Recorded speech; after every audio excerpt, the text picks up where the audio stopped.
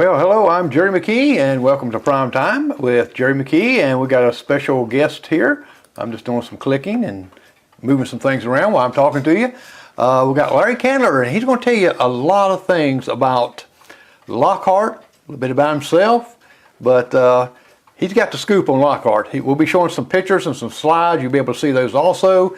You can comment, let know what if you have a question or something like to ask him. When I'm sure that he'll know the answers about Lockhart. Yes, the chime's coming, right? Y'all used to the clocks by now.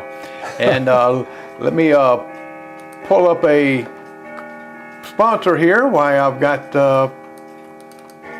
this thing going. Pagana Mexican Restaurant, 441 North Duncan Bypass, Union, South Carolina, 864-429-4043.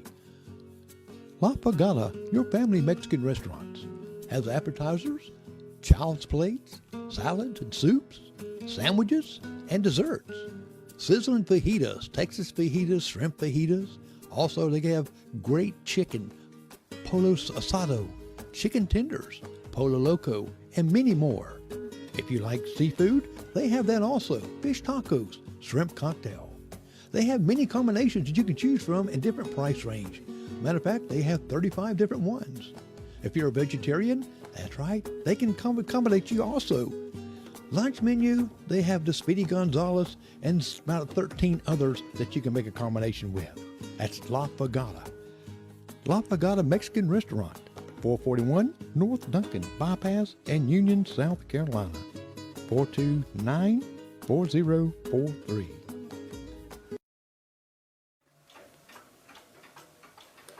Okay, we're back, and like I said, you're going to be listening to Larry Candler about a lot of things about Lockhart. So this is kind of focused totally on Lockhart today. And let me switch Larry over to you, and we can see his face instead of mine. Larry, how you doing?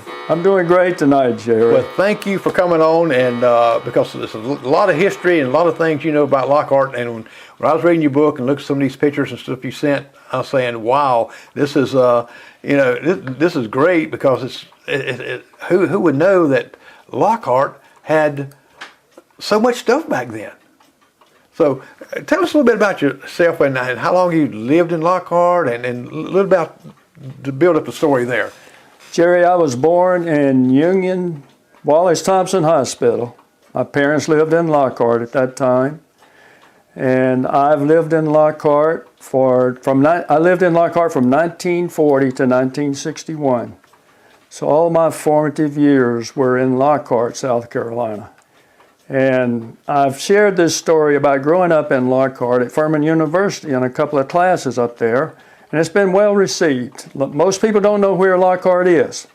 So I'm excited to tell them about Lockhart because I had a good life living there for the 20 years that I lived there, and it was a wonderful place to grow up. And for our cousins that lives in Texas, it's not Lockhart, Texas, it's Lockhart, South Carolina. Lockhart, South Carolina. And most people in the class had no idea where Lockhart, South Carolina was. So I always tried to help them out a little bit, and I said, okay, it's near Adamsburg. That got them right there. And it's not that far away from Buffalo. Not far from Buffalo, yes. So, yes. I have fun with Buffalo when I go to New York. Yeah. They said, there's no way with that accent you're from here. Well, it was a wonderful village to grow up on, I can tell you that. And, Hillary Clinton wrote a book a few years ago about it takes a village. Right. It was based on an African proverb about it takes a village to raise a child. And I can tell you, I'm a product of a village. I mean, my parents had a lot of influence on me. Mm-hmm. But the village also had a lot of influence on me. The people that lived there, they looked after me. They made sure I didn't get into any mischievous. And if you did, they'd tell on you, wouldn't they? They would tell on me, and when I got home, I got a belting. Right, and back then it wasn't really too awful if your neighbor down there kind of swatted you a little bit if you got in something pretty bad, and you didn't go home and tell your parents because you get another one. There you go. Sure did. Well, Larry, we got some slides. We got some pictures there. We want to show some people and stuff, and you can elaborate on those. Let me give you a little history about Okay. Lockhart before we get into the slides that I have. Most people said, how did Lockhart come into existence? And there were a lot of stories going around about two deers locking horns and dying with their horns locked together, and it was Lockhart for a while. Mm-hmm. And then it became Lockhart. Well, the really true story about how Lockhart came about is there were two surveyors from England named Williams and Thomas Hughes. And they were surveyors in the state of Virginia. They finally migrated down to this area, and the King of England gave them a land grant for property in the area. And they selected a hillside, a steep hillside that sloped down to a flat area that bordered the Broad River. And the Broad River runs right through Lockhart, right on the edge of Lockhart. So now people knows the real story. Well, the story is they had a miller. They built a sawmill there, a flour mill, and a corn mill, and they had a miller named John Lockhart. Oh, okay. Now, William Hughes, he named the Lockhart Shoals. That's what he gave the name, Lockhart Shoals, and he named it after John Miller, who was an employee of his.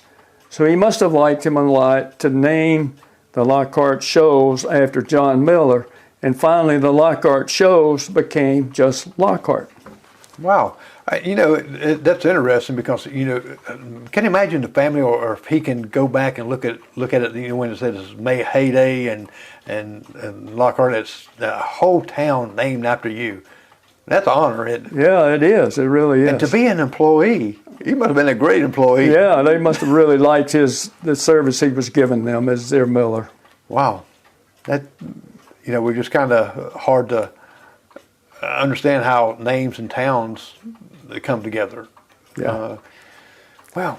You want to go into the slide? Yes, let's go ahead and go into the slide. Now, the first slide you have right there is a slide of the mill. If it wasn't for that mill, there would not have been a Lockhart, in all probability. And if you notice the mill, there's two plants there, actually. There was one built in the late 1800s, about 1896. And the second plant was built around 1905. And there's a connection between the two plants, but if you notice, there's a canal in front of the mill, and the Broad River is behind the mill. And you can see the rocky area there of the river. There are places in that river where you can almost walk across it without getting into water, just by stepping on the rocks that are in the river there. But the canal, there's an interesting story about the canal. Before there was ever a plant there, a cotton mill, there was a canal there that was put in to provide navigation through the waterways from Buncombe County, North Carolina, all the way down to Columbia and all the way to the coast of Charleston. So they put a small canal in that was used to float cotton and other goods down the river. And in order to do that in Lockhart, they put in, there was several locks. They had locks in order to navigate through the different elevations as the water flowed down through the canal and back into the river. They had locks. Now, evidently that wasn't very successful, and that was a rather small canal. But when the textile mill was built, they had to have the water to run the textile plant. They didn't have electricity at that time. So the mill was run by a hydro-mechanical system, and the reason probably the mill was built where it was built is because the 50-foot drop of water from where the dam was all the way down to where the plant was. And that provided enough power for the water to drive the line shafts or what have you to run the mill. Now, I noticed the name of the mill island. It just look like the mill sitting on an island. It is an island. I mean, why would they would? To me, that would be kind of, well, let's build this huge mill here on this little island, Well, when it was first built, with the river behind it and the small canal, of course the canal was enlarged once the mills were put in service. They needed more water, and the small canal that was there for navigational purposes before this plant was built was smaller. Okay. So they built a larger canal there. So you got the canal on one side of the plant and the river on the other side of the plant. So it actually is on an island. And for the workers to get into the plant, you can see in this photo, and we'll talk about it a little bit more as we go into this presentation, you can see about midway, you see the platform that goes across the canal where workers can enter into the plant. Right, it's like a walk. I think you've got I've got another slide. We'll talk about that a little bit more as we get a little further into it. All right, let's see what's... Matter of fact, here's the walkway. That's the walkway right there. That's the bridge to the plant. You can see the workers streaming across that bridge. They had 3 shifts of operation. First shift was 8 till 4 in the afternoon. The second shift was from 4 in the afternoon till midnight. Third shift was midnight to 8 o'clock in the morning. And oftentimes when these workers strolled across this walkway, you could look at their hair and it'd be white from the cotton that had collected in their hair. And it depended on which process you were working in, how much cotton you might have in your hair. But because of that, a lot of people call the textile workers lint heads. Oh, okay. Lint heads. Now that was a negative term. Right. Very negative term. I think they had a lot of names, and they named individuals in Lockhart. Well, yeah. I mean, people look down on people who worked in the textile mill in some areas, and they called them lint heads. Now, you talked about names of people in Lockhart, or other names. River rats. We were river rats. Right. We right there on the Broad River, we became known as river rats. All right, let's take a look at the next one. You can see, now this picture, I tried to find a picture and I couldn't find one that would give you a real good idea of what that village looked like setting up on the hill. You see those houses on the right there? Yes. That's New Hill. But I can tell you, when you came from Chester toward Lockhart on Highway 9, when you got to the top of the hill, as you started down to the bridge that crossed over the river, you looked upon the village sitting up on the hill like that. And it was a picture-perfect setting. It appeared like it was a mountain village sitting up on this hill. It was just beautiful. Yeah, and imagine up the hill looking down at the water and stuff. Yeah. Beautiful setting for a village. Now, did this walkway, was that a road or a walkway going across through That's there? the same walkway that we just looked at. That's okay. The walkway that leads into the mill. Now, if you look at the left-hand side of that photograph, you see just years later, this wasn't there in the early years of the development of the community. That's the depot.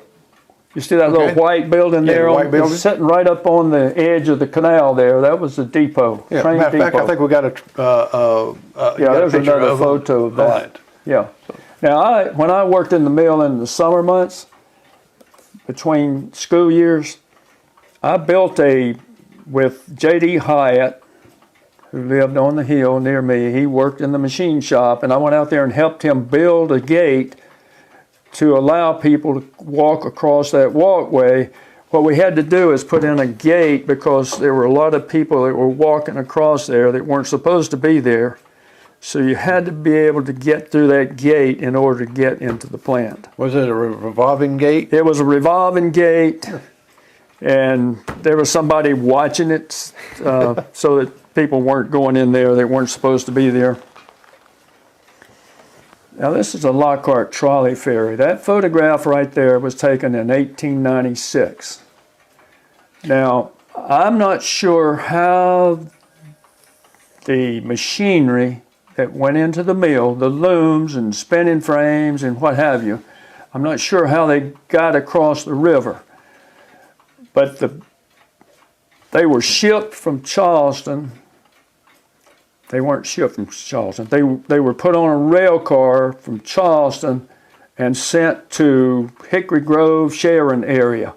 That was the only the nearest rail station to Lockhart in 1895, 1896, when this plant was built. I found information that said there were 9 rail cars completely packed with machinery that goes into this plant when they landed in Sharon, Hickory Grove area. And then they had to be transported to the river by oxen. And somehow they got them to the river. They either floated them down the river, the Broad River, and through that smaller canal that I mentioned to you. It may have been enlarged at that point, or they brought them to this point and put them on this. I can't imagine that they put them on this little trolley ferry here, but maybe that's how they got them across the river. Yeah, I just wonder if that's just for people or... Yeah, I'm thinking that's probably for people.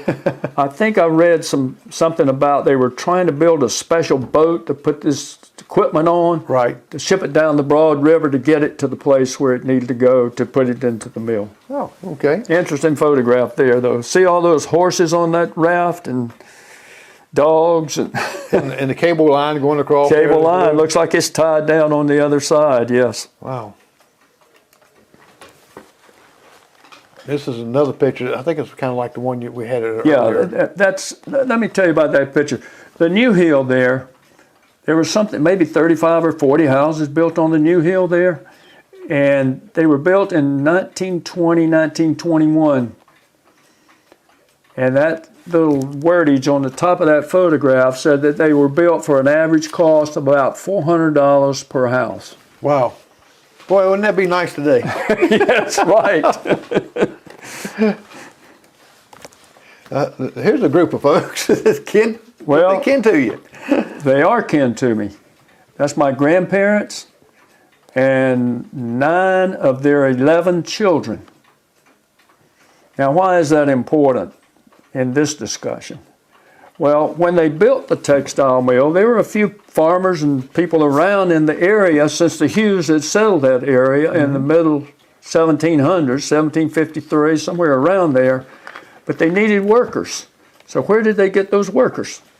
They went to the mountains of North Carolina and advertised, if you come and work for us, we will put you on a train, we'll give you a train ticket, and we'll bring you down to Lockhart and put you to work in the mill, and we'll provide you a place to live.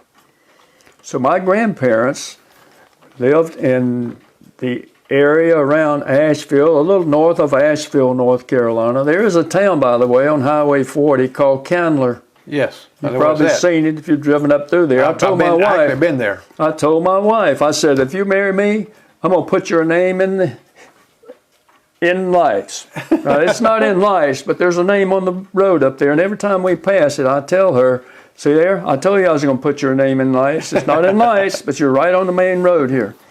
But anyway, they would go up there and advertise and try to get these poor people that were living there in the Asheville area and further north, farming for a living. Right. Probably trying to make a living. They probably were struggling to even make a living and feed their families. But this family here was very, it's what the mill was looking for. Right. They wanted a family with a lot of children because that was more employees to work in the company. Now, my Uncle Lonnie, who is sitting on the lap of my grandmother right there, 6 months old, his obituary when he died at the age of 82 said that he worked in the textile industry for 71 years. Wow. So he went to work in the textile industry at the age of 11. My goodness. And my father's in the middle there between my grandfather and my grandmother. Now, I believe that photo was taken in Lockhart, maybe beside the house that they moved into in Lockhart. I'm not sure about that, but that seems to be where it was taken. They moved to Lockhart in November of 1917, and that photo was taken in 1918.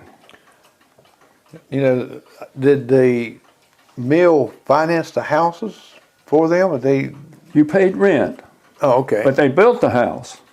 Now let me tell you what happened to them. there was a new mill being built somewhere near Great Falls, South Carolina. So the guy from Great Falls comes over to Lockhart and promises the workers, if you come over to Great Falls and you work in my mill over here, I'll give you a raise. So my grandfather packed up his 9 children and a cow and walked almost to Great Falls, South Carolina. They got over there, that's over 20 miles. Oh, really? That's a long way. It's a long way. They got over there, were over there a couple of weeks, and he reneged on the raise. So they turned around, walked back to Lockhart, left the cow over there. They got rid of the cow. They didn't walk the cow back. They walked back to Lockhart, moved right back into the same house that they had left when they went over to Great Falls to begin with. It's amazing. Now, here's a bridge, not bridge over troubled waters, but over... There's the bridge Broad right River. there over the Broad River. That's the first bridge built around 1919 and was taken out of service in 1949, in which case they put in a concrete and steel bridge across there, replacing that bridge. Now that bridge, when you went across that bridge in a car, it shook. And you can see the steel struts there. Now there's an interesting story about that bridge. When they were building that bridge, they put in a temporary bridge down below near the water across the river so that they could tear that one out and build a new one. Well, it rained for days upstream and in Lockhart, so the water started surging down the Broad River. I mean, it was really surging. And there was concern that that bridge was going to wash away. The temporary bridge was going to wash away. And I believe it was on a Sunday afternoon. I can't be sure of this, but it probably in 1947 on a Sunday afternoon, as I recall, including myself, there were a bunch of folks standing down there on the Lockhart side of the Broad River, watching that water rise and continue to rise and finally go over the top of the temporary bridge, and finally it washed it away. When that bridge washed away, now the only way you could get to Chester was to go through Carlisle. Oh, so you had to go all around. It added about 20 miles to your trip to Chester, or something like that, which was only about 15 miles to begin with. And they had to live that way until they could get that bridge in service permanently. Yeah, the bridge, like we had one like that in town I went in and rode his, and it was one car come through. You couldn't, no 2 cars could go across it. We only had one way, and you waited till the other one come back. Yeah, that was pretty exciting to watch that bridge wash away. All right, this is an aerial view of the village around circa 2000.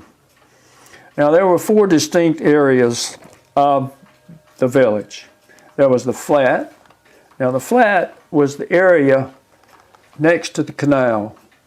And then once you get through about 4 rows of houses, it begins to rise up into the top of the hill, and then you have the hill, and then the new hill, and then there's no man's land. And no man's land is an area at the bottom of that photograph in the center. A lot of the houses have been torn down now, but no man's land is basically kind of remote from the rest of the village. You have to cross over the canal and take a road under the bridge to circle around toward no man's land. Yeah, you can see that road underneath, circle right there underneath there, can't you? Yeah, you can see it circling underneath there. So there were 4 distinct areas. Now the first area built was down in the flat. Those were the first houses built, and a lot of those houses were brick. And some have said that the reason a lot of those were brick is the bricks that were used, that were made to build the mill, they used some of those bricks to build some of those houses down there in the flat area. Now the houses, as you go up into the hill and over to the new hill, they're white clapboard wood frame houses. Okay.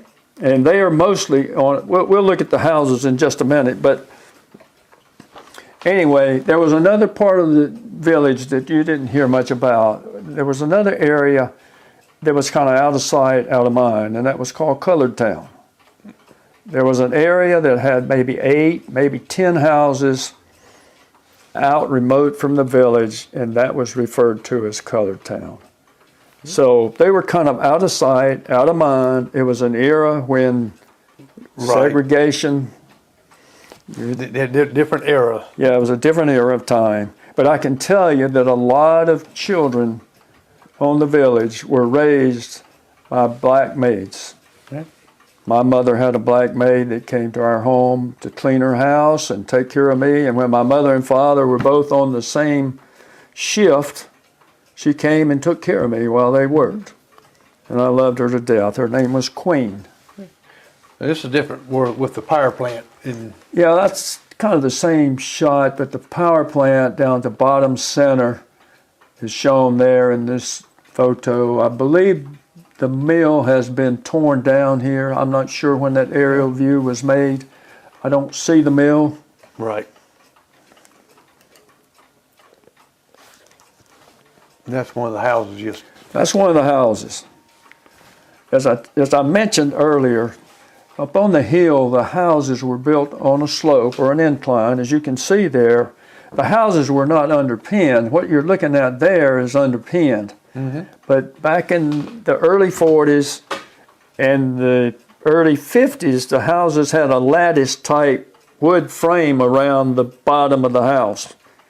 So there was no underpinning at all on the hill or in the U-Hill area. So that presented a problem with potential freezing of pipes and that sort of thing. Now the houses were mostly 4 and 5 room houses. Here's one, Wes, that's still got that in the picture. Yeah, now that is my house right there. Oh, okay. That is my house. And it's underpinned as well, as you can see. They had a front porch and a back porch. And to get to the bathroom, you had to go out onto the back porch to get to the bathroom in the houses. They had no insulation. There were no built-in cabinets. And the lights hung from the ceiling, in the center of the ceiling, from just a wire hanging down. I remember Grandma used to have those in. What's that thing hanging off the chimney up there nowadays? Well, you don't see those anymore, do you? Now, that particular one had a rotator on it. Right. There was a device on our TV where we could flip it and it would rotate that antenna so that you could pick up Asheville a little better if you wanted to watch Asheville or Greenville. It just depended on what you wanted to watch, where that rotate would take you. Well, I know that if you didn't have it before the rotation come out, you had to go up to that pole and turn it. Yeah. Now, the other thing about those houses, back in the 40s and 50s, they were heated with fireplace. Oh, okay. Most of them had one fireplace. If it's a 4-bedroom house, they may have 2. Like I said, most of the houses are 4 and 5 bedrooms. 4 and 5 rooms, not bedrooms, excuse me.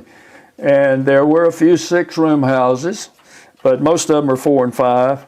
And I can tell you, in the winter time, when it got really cold, it got cold in the bedroom. Oh, I imagine it did. And the way you stayed warm is you piled on quilts. You couldn't move in, could you? You couldn't move. But anyway. This house here, is that, it looked like more like a motel. That's a boarding house. Okay. That house was built near the, near the school and the company store. And you had workers that were from out of town. They didn't have a home there in the village, but they were working in the village. That's where they stayed, and that's where they would eat their meals. You could go there. They prepared meals for them, and they stayed there. It was really like a hotel, as you said. Almost like a bed and breakfast. Bed and breakfast. Yes. It was a bed and breakfast, and there were a couple of those. There was one right up the street from that one on the same side of the street. But I remember that one right there particularly. Now, that's the mill manager's house. He had a nice house. He had a nice house. That's set up on a hill, and if you go up on that hill, where I went up there not too long ago, and you have a nice view of the canal and the river, and you could look down from there on to the river and things below. It was a beautiful setting up there on top of that hill. That's a beautiful. I've been inside that house. It's beautiful inside. Well, it's now dilapidated. Yeah. It's not in very good shape right now. But I know when I went in, it was nice. Now this is the mills back then. They had their own store, didn't they? The company store. And that photograph right there that you're looking at, first of all, you can see the walkway going across the canal about the center left. And at the bottom center left is the company store. Small brick building right there at the bottom. Yeah, I think we got one of the. And sitting right on. There's the Now that's picture. 1896 right there. That photograph was taken in 1896. That's the company store. Now, was it in the same place, but like the other picture was? I mean, Yes. I mean, Yeah. it didn't. They didn't change much. No, they just did some cleanup of the windows and different things and made it look a little nicer. That's where all the commerce took place right there. Yeah, those are old photographs that I found. I thought they would be interesting for folks to see. 1896. I got some modern ones, I think. Now, did the workers there? Did they have it like an account there at the store that they could charge like, and they took it out of their pay, or? Yes, there were places there, particularly the dry goods store. Maybe in the early days, a lot of it was charged, and they could take it out of their pay. But later on, as say the community cash moved in there, that was kind of a private-owned Right. business, and don't think that was charged and taken out of your paycheck. I think you dealt directly with the community cash. Now that's the company store I refer to as a mall. It was a mall before there was a mall. We had everything in there. It was a dry goods store, a grocery store, a drug store with a soda fountain, a barber shop, a hair salon, post office, cafe, doctor's office, and a movie theater upstairs. Wow, that was a mall. That was a mall. And this is it even had a post office, right? Yeah, now that's the post office right there, and that's a updated photo of 1950, as you can see right there, of the company store. So the windows have been replaced. It looks a little nicer. Mm-hmm. And yes, that's the post office right there. And right beside it, I believe, was a cafe, Birdie All Goods Cafe. That's kind of the rear view. That's the rear view. The drugstore was on the rear there. On the left-hand corner of that building was the drugstore there in that photograph. Man, they had everything in there, didn't they? That was it. You could do everything you needed to do right there. You can even buy a casket in the dry goods store. Well, I used to deliver up in above Boone up there, and the general store that where it originated at, then they sold caskets up there. Yeah, that's interesting. Now we could go to the movie. 12 and under was 12 cents. And above the age of 12 at 36 cents. And the movie was on the top floor of that company store, and there was a set of stairs that were fastened to the side of the brick, metal stairs, and the people would crowd onto those stairs. It was a popular movie, and I don't know how they held up. There were so many people on those stairs trying to get into the movie. Now, do you remember the first movie you went to there? No, I don't really. It probably was a Frankenstein or something like that. Yeah. I think I saw a Frankenstein there. It kind of scared me pretty bad. It's pretty neat that they had everything there like that. It's just, even my little town didn't have that. I wouldn't think so, but it was. You didn't have to go nowhere, did you? No, you don't have to go anywhere. As a matter of fact, the bill collectors were there on Thursday afternoon. The workers got paid on Thursday. Oh, okay. So they come off the platform there, crossing the bridge across from the mill. You pay your insurance guy, whoever you owe money to, he's standing there, and you go ahead and pay him right there. It was the center of commerce. Now this is that building that you looked at from when we was looking at the aerial to the left there, the depot? That is the depot. Okay. That is the depot. And you can see the company store to the left right there. Yes. I'd like to have a couple more cars sitting there now. Yeah. Okay. Who are these guys? Well, that's Luke Jenkins and his brother, and I don't remember his name, but in the background there is Runt Conard's store, and I call it the courthouse. Okay, because I was curious about it. Did they have a courthouse down there? That's it. Oh, that was it. It was actually a courthouse too? Well, let me tell you a story. Runt Conard ran for the magistrate of Pinckney Township, and he was elected as a magistrate. Mm-hmm. And he ran this store. So when there was a event that required a jury to be there and judge whether the person is innocent or guilty, Runt would call 6 men from the mill and tell them to come to the store at 5 o'clock on Tuesday afternoon or whatever the case may be. Now there's 2 doors going into the store. The one right over the Jenkins head there is leading into the store. Now the lean-to there on the right where the pickup truck is, there's also a door that leads into that building. And that part of the building is where we stored the heavy things like sacks of flour and that sort of thing. So while Runt conducted a trial outside with the jurors sitting on their stairs and the lawyers out there standing on the ground making their case one way or the other, Runt or I would be in the store with Pancho, who was a relative of mine. We'd be running the store while they conducted a trial out there. That's why I call it the courthouse. Okay, because I was wondering about that, how it didn't, but again, it's self-contained. I think, is that the store that Edna was talking about, that she used to walk from behind their house to go to the store? Well, you could leave that store and walk through the woods. If you turn to the right, go right where that 1950 Ford is, I believe it is, go right by that. It leads right into the woods, and it'll take you right up to where her father's house was later on, to the schoolhouse.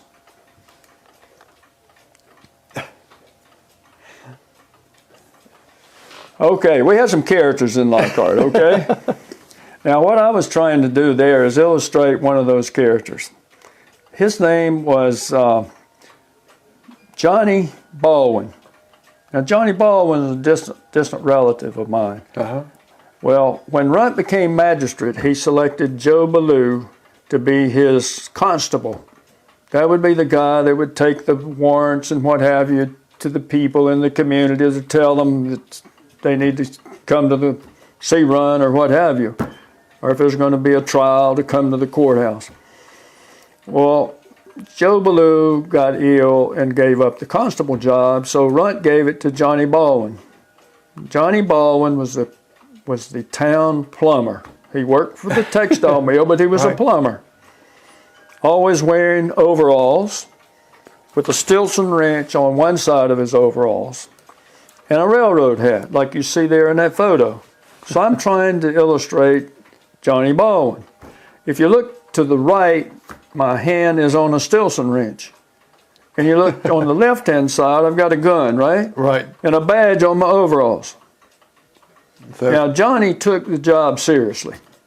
When Runt made him the constable, he went out and bought a light, a blue light for his car. It's not, I think it was maybe a Ford, 1950 Ford. Put the light on top, had a siren installed. Now, Joe Ballou didn't do all this, but Johnny took it seriously. So Johnny was out stopping people for running stop signs. He had everybody in town mad at him. He was just stopping people. It was unbelievable what he was doing. It was kind of like an episode on Andy Griffith. It's exactly like an episode on Andy Griffith, where Barney Fife was out getting people for jaywalking and running signs.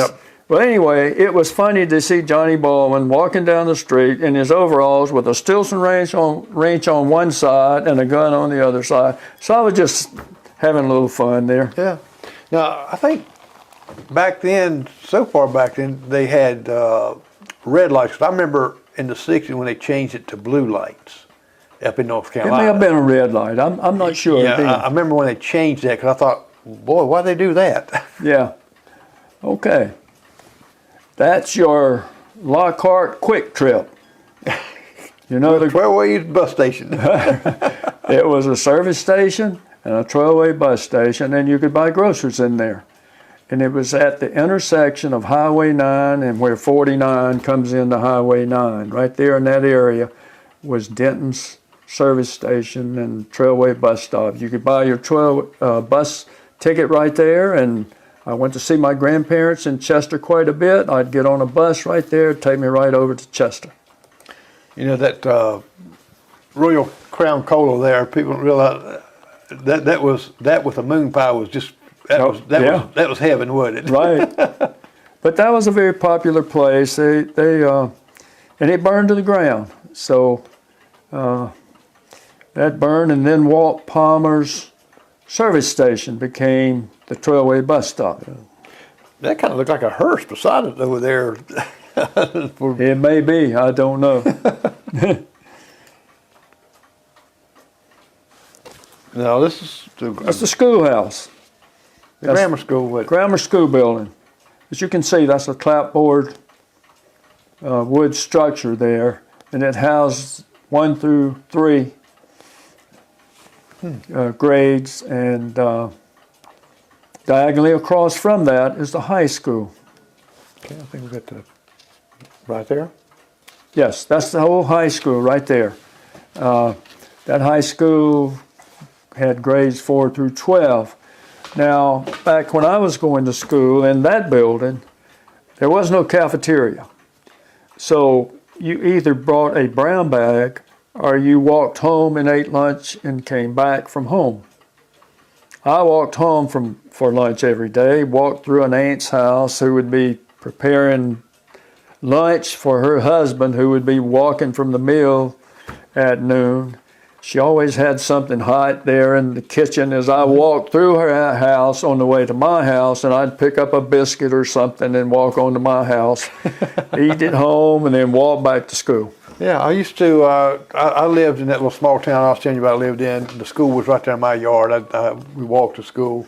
Now on the right, okay, that was the heading on that is not correct. High school burns 1954. It actually burned February 5th in 1953.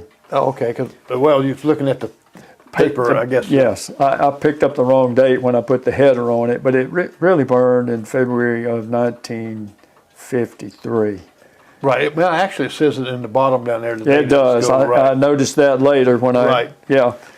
And it's always sad when an old school like that it's just like it almost wipes out memories of it. And Yeah, but what happened after that, what are we going to do? We don't have a school. So what they did, go to the next slide there. That's the National Guard Armory. So what they decided to do is go into the National Guard Armory and put in partitions and make classrooms in that building. okay. For us to continue that school year because it burned in February and school's out sometime in June. So we still had another 3 months or so to go to school. And then there were a couple of empty houses. So the mill company made those houses available. And between that and the National Guard Armory, we were able to continue our school. Now the problem with that is that's where we practiced and played our basketball games. So now we don't have a gym because now that's all partitioned off for classrooms.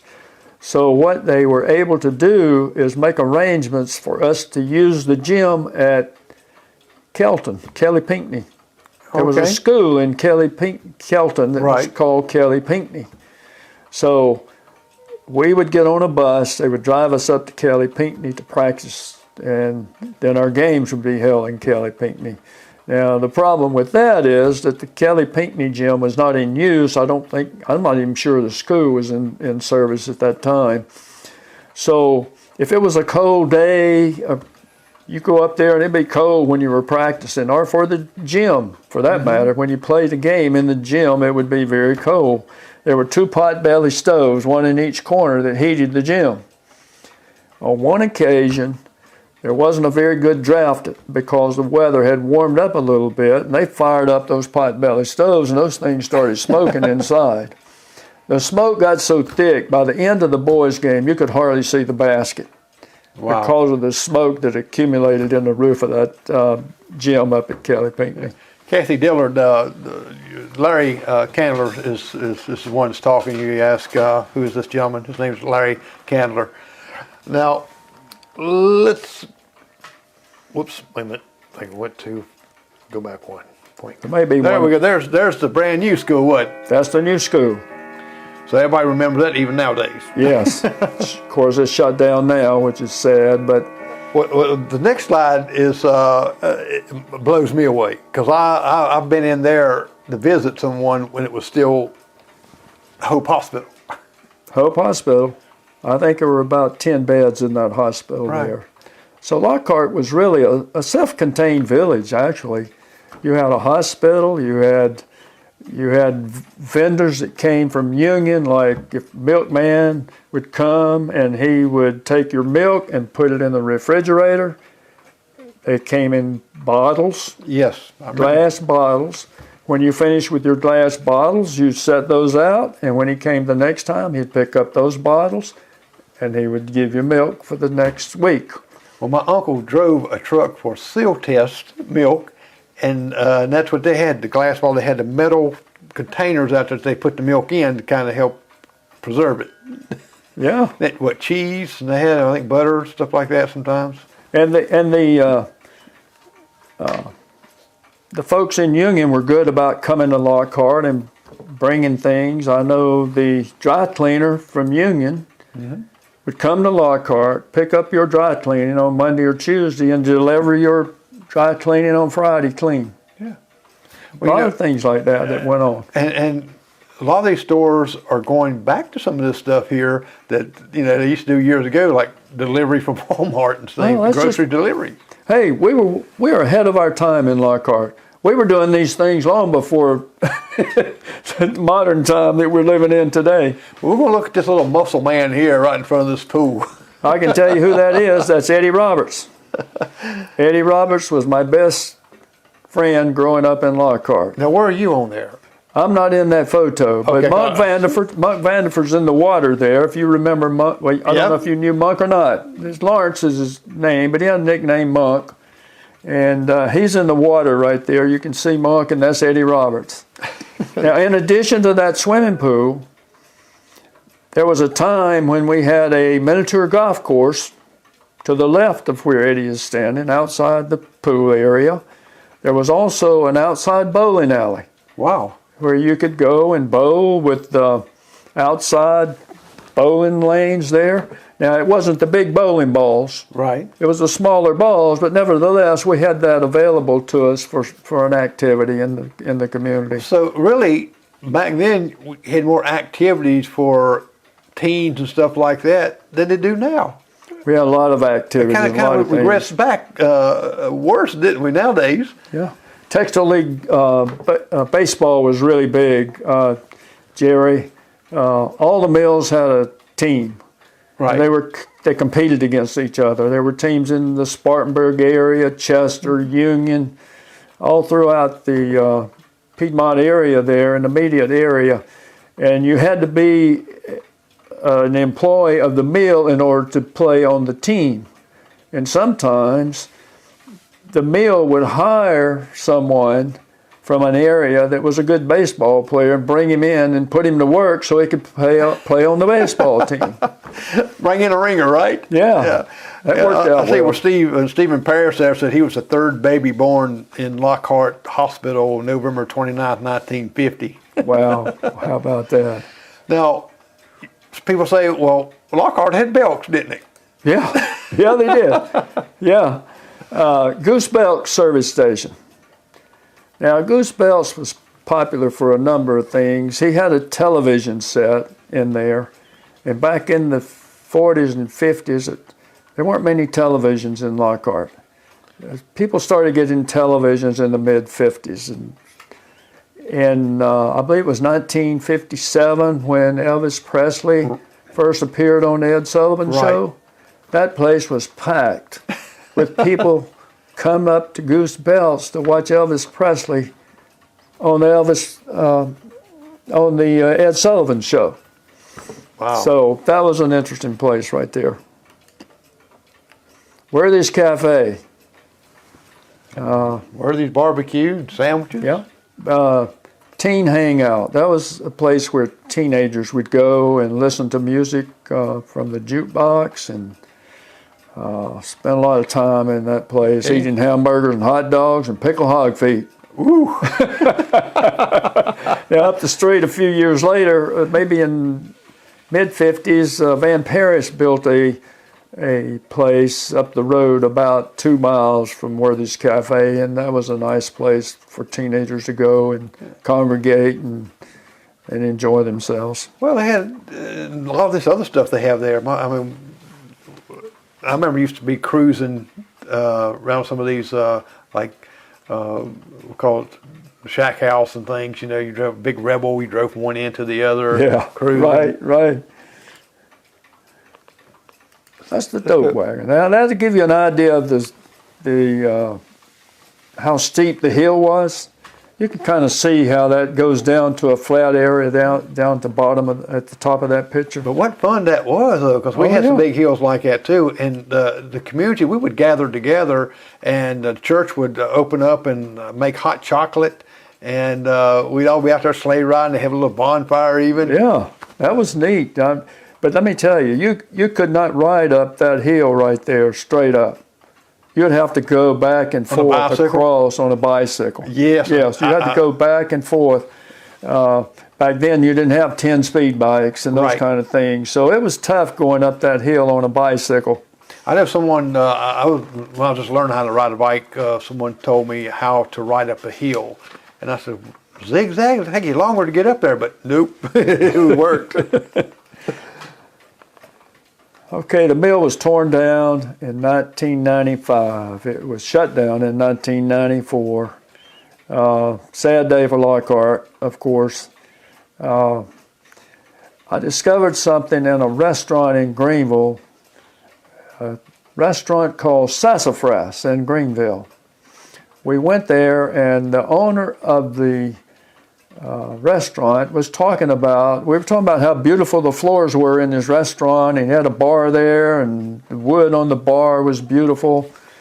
And he said, well, that wood came out of the Lockhart mill. Wow. So when they tore that plant down, he bought lumber from that mill and put it in his restaurant. And I said to him, when you walk in here, you're walking on hallowed ground. That's it.